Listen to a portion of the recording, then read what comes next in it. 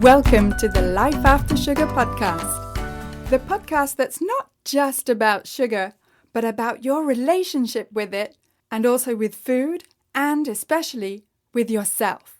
So if you want to discover your life after sugar and hear inspiring stories from all kinds of people who also cut out sugar in their way, at their pace, for their own reasons, this is the podcast for you. Because when you take away the sugar, you can finally discover the real sweetness in your life. I'm your host, Netta Gorman. And in this episode, I'm talking with a long-time friend of mine called Greg, who's based in Australia. And Greg is a long-distance runner, a marathon runner, who's got his own health story to share with you today. And look, I'm not particularly sporty, and I'm certainly not a long-distance runner, although I did do some jogging in the past. But from what I know of the running world, and Greg can back this up, it's a belief that in order to run long distances or do any type of sport or physical activity, the long-standing belief is that you need to carb load. In other words, that you need quick burning energy from carbohydrates. And this is one of the things that Greg and I chat about in this episode. We'll get to our chat in just a minute. But just before, I wanted to tell you that if you're looking for some free resources about improving your health and losing weight by cutting sugar, then I have plenty for you. Come check out the Life After Sugar Facebook page and subscribe to the Life After Sugar YouTube channel, as well as my Instagram account at My Life After Sugar, which is where you'll get all kinds of inspiration, pictures of meals, short reels, useful info to get you started on your life after sugar, as well as thought-provoking quotes and even sometimes pictures of our cat, so that you can see that it's perfectly possible to live a happy and active life even if you don't eat sugar. You can also check out my TikTok account at Netta_lifeaftersugar. And if cravings are getting in the way and causing you to fall off the wagon, then I have 5 tips for you, especially if you're an intermittent faster, to help you get rid of cravings. Go to aftersugarclub.com and download your 5 tips today. You can also find my simple guide for getting more energy with less sugar by going to aftersugarclub.com, scrolling down to the bottom and clicking on Simple Guide. And while you're there at aftersugarclub.com, you can also have a look at the videos I've made for you to show you what to eat that doesn't contain added sugars, where to find real whole foods at the grocery store, and also how to look after your gut health with fermented foods and drinks. So to get those free resources, go to aftersugarclub.com. Okay, so here's my chat with Greg. So I'm talking today with my friend Greg from Sydney in Australia. And Greg, can you tell us a little bit about your relationship with sugar and its role in your everyday life? Oh, hi Netta, how you going? So, wow, where do I start? So, look, I'm a runner. I've run my whole life. I turned 50 last year, so I guess I've been running nearly 50 years. As a runner, and I run marathons. I'm running about 70 kilometers a week at the moment, working my way up to 100. Sugar is something that a lot of runners use to get the energy in. So, but the problem is it spikes you up, so it gets you sort of hyped up, and it's really good for short bursts and short distances. But over a longer distance, you're going to run out of energy if you keep trying to top up with sugar, because either you can't get to it in time or it just burns you out. So over that longer distance, it doesn't really work. So for years and years, I've used gels, sugar, lollies, things like that to get the energy up. But I've always found it never really worked. So recently I've taken on an approach where when I go out on a longer run, I'll bring something with me like a muesli bar, but there's different bars you can get that are very low in sugar, almost have no, or some have no sugar at all. And I find just by eating something and having something to work on in your stomach, you can actually get that longer distance and you can keep running. I remember a few years ago, I actually spoke to a nutritionist and I said, I've got this problem where I start cramping and things like that. And funnily enough, she said to me, of all things, she said, you should take boiled potatoes with you with sugar and with butter and salt, because that'll get your salt levels up and also sort of your carb levels without spiking your sugar. I Where haven't would you tried it. put them? Where would you Well, put that's the thing, a little Ziploc bag, but yeah, it seems kind of gross to me. But the idea is right, and the idea is you want that sustained energy over time, which can come from sort of a carb source rather than a sugar source. Yeah. Yeah.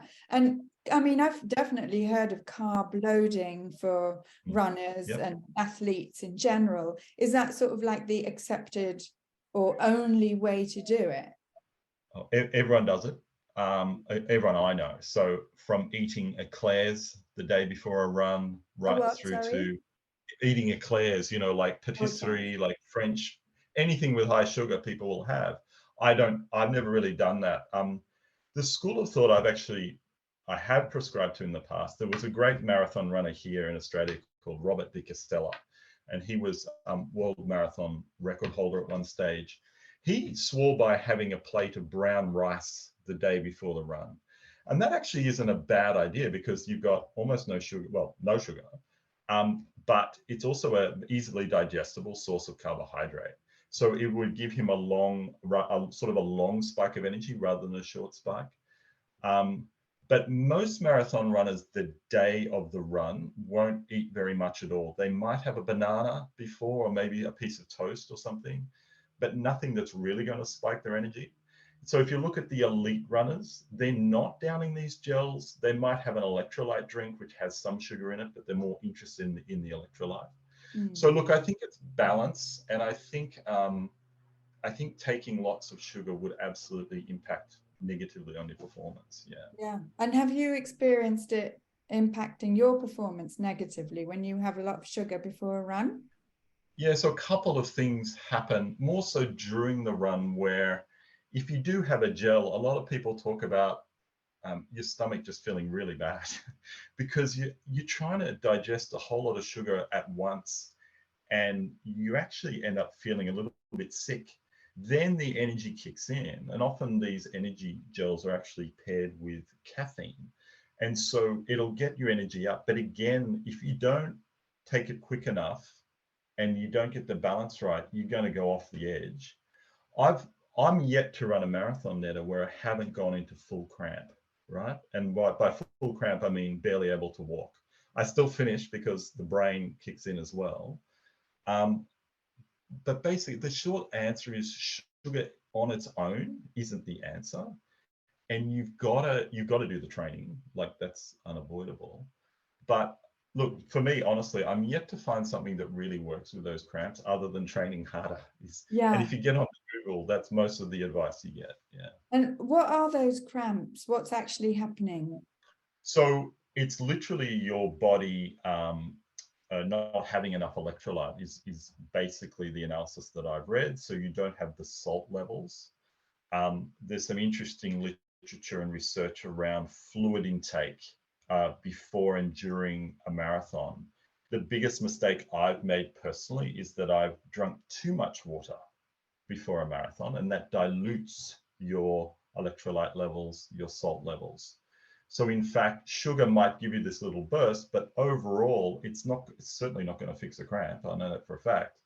So you've got to have an approach where the better marathons I've run since is where I drink a little bit before, drink a little bit all the way through, and just keep the fluids up over time, but not too much. Yeah.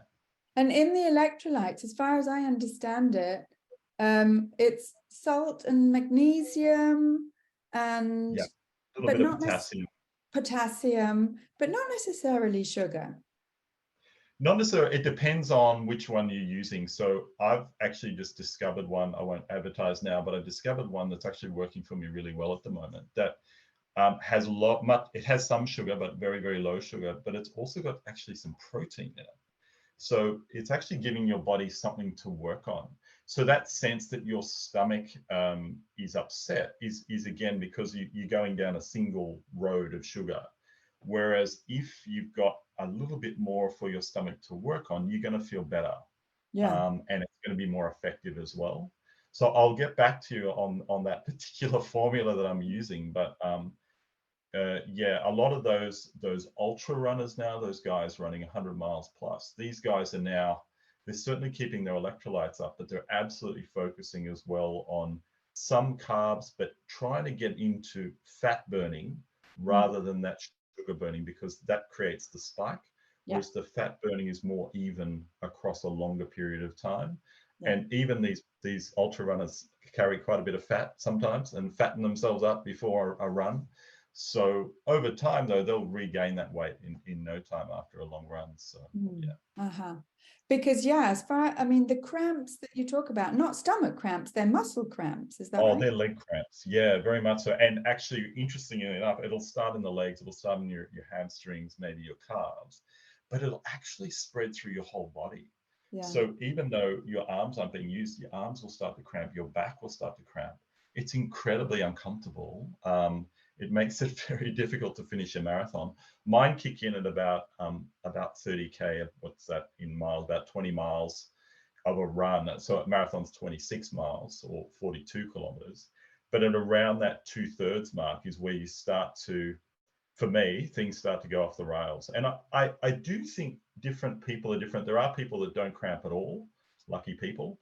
But for myself, that's when it kicks in. The fitter you get, the further you go without the cramps hitting.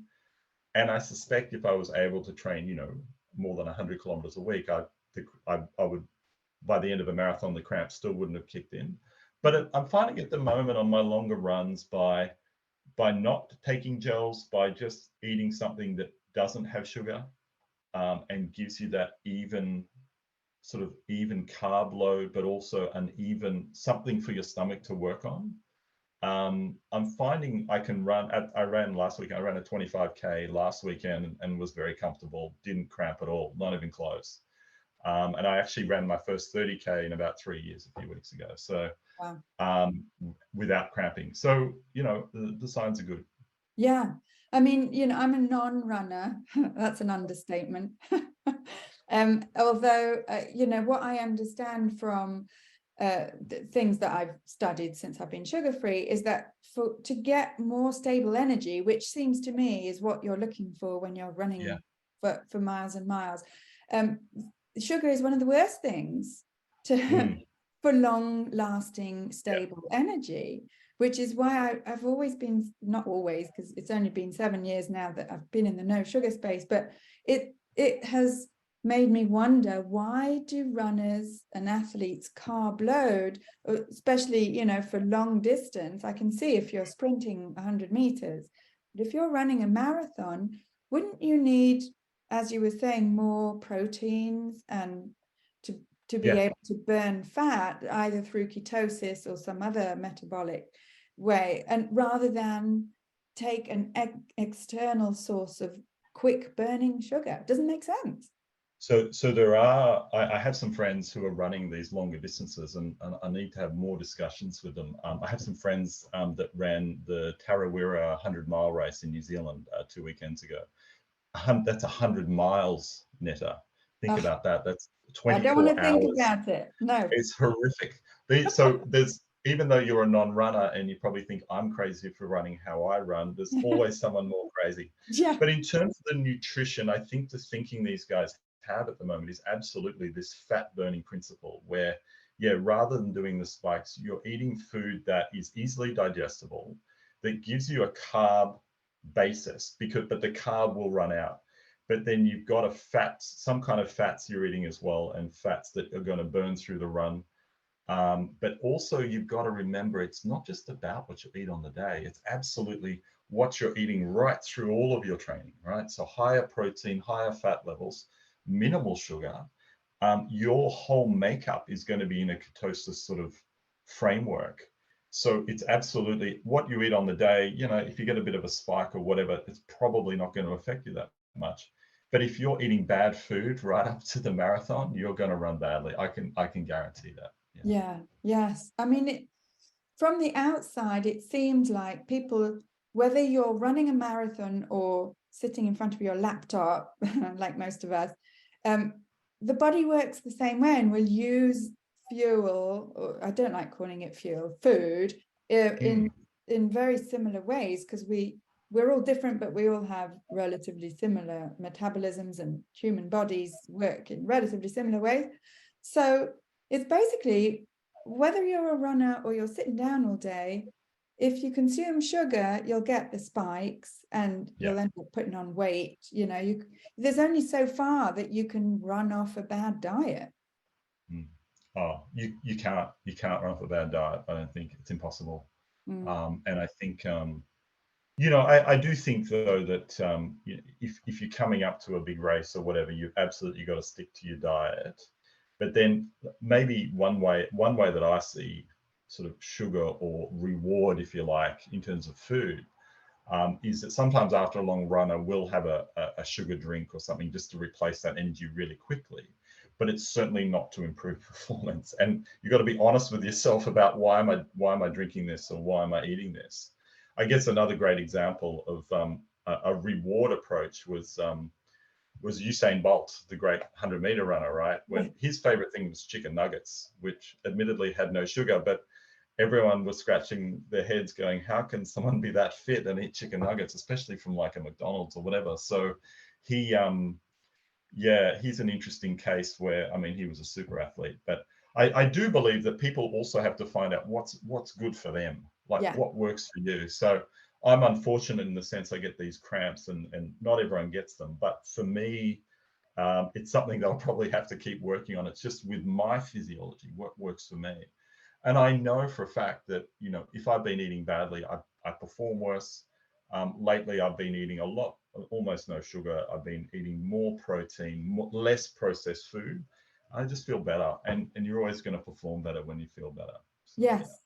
Yeah, it seems to be the case for almost 100% of people that I talk to, at least. And I hope they're not just telling me what they think I want to hear. Not at all. Not at all. But it seems to be the case that marathon runners, or like normal people, I'm just kidding, everyone else, you know, we all feel better when we cut out the processed foods, including sugar, you know. And I haven't yet met anyone that says, yeah, no, I'm eating whole foods and I feel crap. Nobody. That's right. Yeah, exactly.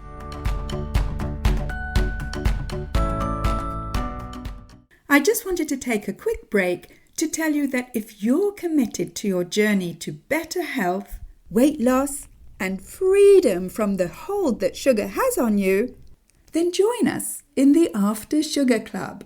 When you sign up, you'll get all the support, the accountability, and the guidance you need to break free from the diet culture, as well as from the emotional dependency that you have on sugar. Go to aftersugarclub.com and click on the big green button, join the club, to see everything that's included in the After Sugar Club and in the Premium After Sugar Club, where you'll get much more personalized and customized guidance and feedback to help you on your journey to breaking free from sugar. Plus, you get a whole year for free in the After Sugar Club when you sign up for the premium option. Go to aftersugarclub.com and click on the big green button, join the club, and start your healthier life today.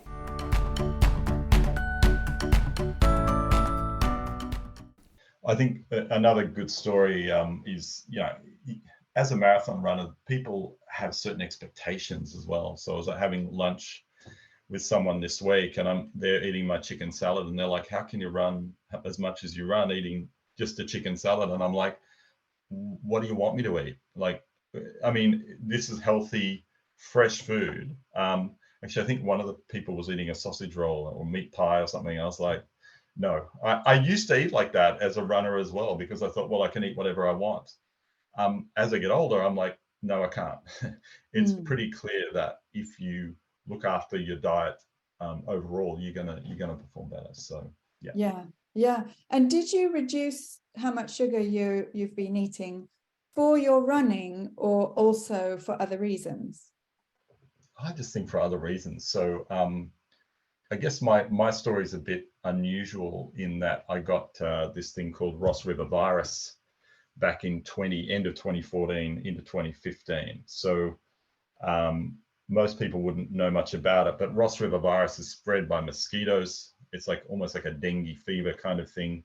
But I ended up having a chronic fatigue, which came off the back of that. So when I got that, up until then, I'd actually been running, I'd run a couple of marathons. But for all of 2015, I was very unwell, couldn't get out of bed. One of the symptoms of having a chronic fatigue, I believe, is that you have a very high appetite. I found I was eating everything that wasn't nailed down, including, everything from donuts to marshmallows to anything with sugar. I just couldn't get enough energy in because of my fatigue. And whether that's driven psychologically or physically, I can't really explain. But it was actually an awful feeling to have these cravings for food generally, but sugar in particular. So when I came out of that in 2015, I did change my diet. I took sugar out of tea and coffee. I reduced my sugar, but then I found over time I've just reduced it more and more. I'm not going to say I don't eat sugar. I eat quite a bit, but a lot less than I used to. I avoid anything that's sugar, cereal and whatever. So as I've aged, look, the theory amongst some of my running friends is that, you get older and you get faster as a runner, right? So my best times that I've run were actually about 3 years ago when I was 47. Unfortunately, I got another chronic fatigue in 2020. And coming off that, I think I've gotten more strict with my diet not even strict, more careful around what I eat. Making sure it's unprocessed, making sure it's low sugar or no sugar. Really trying to focus on eating fresh food as much as possible. In fact, after this conversation, I'm about to go down to the fresh food market and get my week's supply. So I think it's really important to set up that framework, like I said, the structure and the habits. Habits are really important. For me, getting up and putting my shoes on and going for a run is just something I do, which sounds like an anathema to most people. But for me, that's what I do. It's now I've set up a pattern every week where I do go to the fresh food market every week and get, the good stuff from there, and very rarely go to the supermarket to get a few extra things. But if I go to the fresh food market, I know I'm going to be good for the week. Yeah. So it's a total approach. It's a holistic approach. And it comes from wanting to have good health, even before worrying about running performance. So yeah, very often looking after our health as we get older, especially, is because we're getting older. But if you've ever known, as you have and I have as well, a health problem that has just taken away your quality of life, you don't want to go back there. No, 100%. And the other thing too is, I think about, I'm saying all of this, and it's not like I've got any special information or special knowledge, but, if someone came up and asked me, what do you eat or whatever, I'd be honest with them. And the honest truth is I'm far from perfect. Yeah. So you're reducing sugar for your general health. And as a side effect for your running, which one would you say is a bigger priority for you? Oh, absolutely, the health, 100%. I mean, as you age and, you think about, what am I on the planet for? I'm here for a long time and a good time, right? So I'd love to stay physically active. I'm reasonably fortunate. If I look at my chronic fatigue that I had, for example, there are people who had it way worse than me. People who've been in bed for years, and I've seen various people who I talk to online, but also I'm still plugged into that community as well. who've literally had symptoms from my specific illness, which was Ross River virus. People have had symptoms for decades, and I just think about, what kind of life do I want to live? I want to stay healthy. I want to stay well. Genetically, look, my grandparents and my parents seem to live fairly long and fairly active lives. So yeah, I want to keep that going. I have some shorter term goals. I'll probably stop marathon running one day. Netta, you would think I would have stopped by now, but No, carry on. In a few years, oh, look, there are people who I know. There's one man who's currently aiming for various world records for over 65 age groups and things like that. And they're running times that you wouldn't believe. So look, I encourage people to get online and look at what some of these age group world records are for, say, a 10 kilometer or 5 kilometer run. It puts us all to shame. So it's possible. The thing is, it's possible, and we can really live long, active lives if we do look after ourselves. Yeah. And whatever we do with those lives, I mean, I was telling you before that I did the couch to 5K thing a few years ago. So I was really proud of myself for being able to run 5K a few times a week. And I think I did it in half an hour, which no, but you did it. You got out, you ran, and I'm part of a movement. There's a movement called Park Run, and these guys do a 5K. These park runs are all around the world now, all over Australia, the UK, Europe. I'm not sure if there's a few in North America as well, but the idea is it's a 5K that you run every week. It's timed, but no one cares what you run. But the idea is I see people from walking right up to elite level. If you get out and do it, like I really believe that physical activity is part of the picture, right? So, there's mental well-being, there's diet, there's physical well-being, there's having a purpose, there's having something to engage with, a social aspect as well. So I think all of it's important. And again, it's not rocket science. If you just take the approach that you're worth looking after and that you want to have a long and healthy life, why wouldn't you do it? Yeah. Absolutely. Yes. And I know a lot of people, when they hear about someone being sugar-free, they think, well, look, I'd rather have a shorter life with sugar than a longer life without sugar. But it's the other way around. It is the other way around. There's so much more to life. So there's plenty of stuff out there to enjoy. And all of those things I said, the social aspect, just the camaraderie, the great feeling you get, from physical exercise, that endorphin rush. I'm a little bit addicted to it. I had a great run 2 weeks ago where I came back from running. Oh, no, it was last weekend where I ran a 25K. I was euphoric is the only word to describe it. And I haven't felt like that for a long time. And I think it's part of the whole picture that I'm doing all the right things. So, yeah. Happy days. Yeah. Happy days. I think there's not enough happy people on this planet. We need more of it. Absolutely, Netta. Yeah.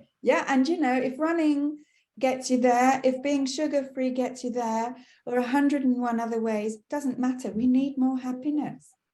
And the more ways we can find it, the more ways we can plug into it. And again, I think the other piece too is, and I know you're big on this, that it's not evangelizing about things. It's finding what works for different people.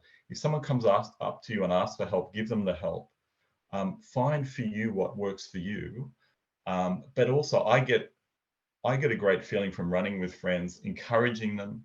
So when I'm out running, we have races in our club every month, and I always shout out to everyone, keep going, like, good on you, such and such. I always love calling out to people and giving them that encouragement, because that makes you feel good as well, right? That you're doing stuff for other people, and we're all in this together.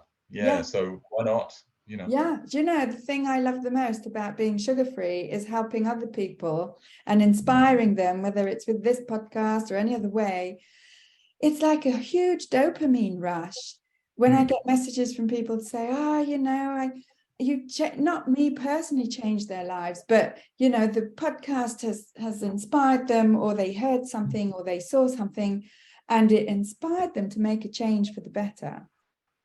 I love it. I love what you're doing. I love what you do. I just think that your heart's in the right place. I've known you for a very long time, so Yeah. 20 years plus. So, but I think I know that, we want, I know I want the best for everyone if we can do it. So we're all trying to improve our overall well-being and the lifestyles we live. And we've gone down the wrong roads in some respects in terms of what I call the mechanization of food and that sort of thing. And we did it sometimes for good reasons, so people had access to good nutrition. But now we've got the chance, I know in Australia, we've got access to incredible fresh food and resources and all of this good stuff. So why not make the most of it and make our lives better if we can. Yeah, Totally. Yeah, thank you. You're very inspiring, each of us in our own ways. You're very inspiring, not just because you run really long distances. Actually, you're not inspiring to me at all because of that. Okay, well, I'm not going to stop doing it. No, don't stop just because you're not inspiring me. But no, seriously, you are inspiring because of your outlook about life and about your own well-being, your own health. And, I think people listening will surprisingly be inspired by you. Well, I hope if anyone gets anything out of it, that's great. So again, people need to just, I encourage people to look at their own journey and what's going to work for them, like I said, and what inspires them, if it helps, fantastic. Yeah, thank you for talking with me today. Thank you, Netta. So great to catch up with Greg, and great to bust a few myths, especially about carb loading or needing sugar for long distance running or any other kind of intense physical activity.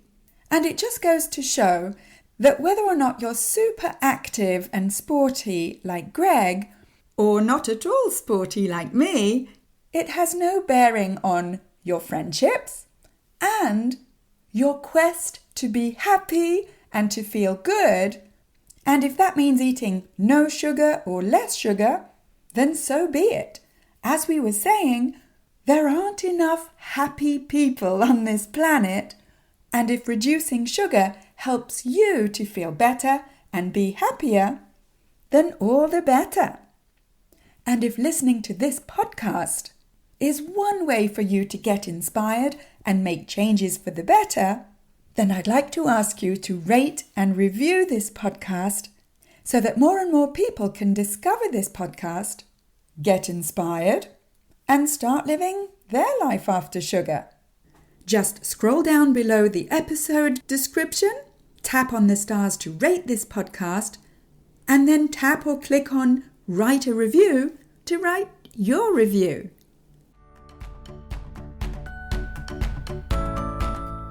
That's it for this week. Keep in touch and see you soon for another episode.